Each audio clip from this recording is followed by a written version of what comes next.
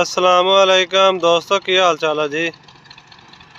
उम्मीद है कि सारे खैर खरीत नाल होंगे। आ देख लो जी, 84 मॉडल ट्रैक्टर ते 54 कटर ते मगर रूटावेटर पाया ते सड़क उत्ते फेरना ही ते तुहानू इहदी परफॉर्मेंस बंदे बाग दे नाल नाल सड़क आ, इत्ते घाह जिहा बहुत आ ते कम्म ते कुत्ता जिहा ही आ, क्योंकि जगह पक्की आ ते टप्पेगा रूटावेटर। अल्लाह ही खैर करे। आ चेक कर लो इसकी परफॉर्मेंस हम ट्रैक्टर की दिखाने। ओ पहला नहीं, पहला नहीं, ओ गया निकल गया।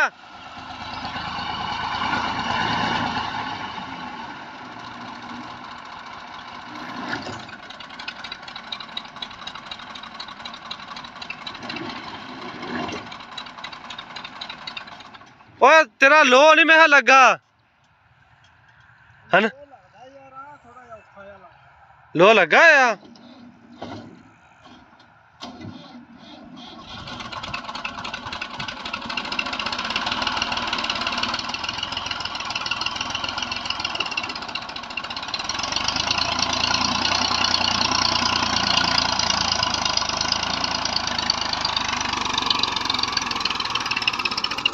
ओ गेयर केड़ा लगा? गेयर केड़ा लगा? कोई भी नहीं लगा। नहीं गेयर लगा नहीं ते रूटावेटर आपे साइड तक ही होंदा। मैं क्या गेयर को लग पहला नहीं, पहला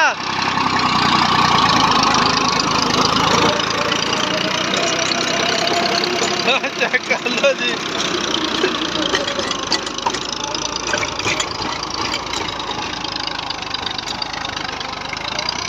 चेक कर लो पिछे दी कारकर्दगी।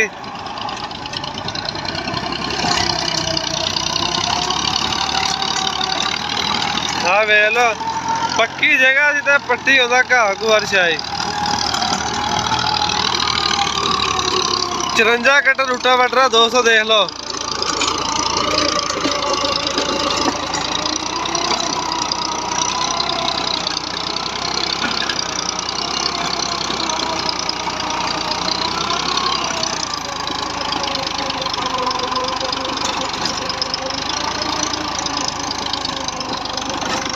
सड़क ते वजन दिया बगैर कोई हाल हुल वाए। तो देख लो अगली साइड ते भी जाके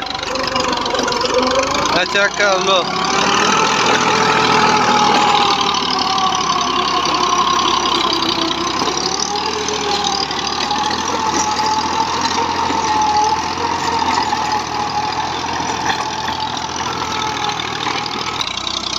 इधर सही बन रही है।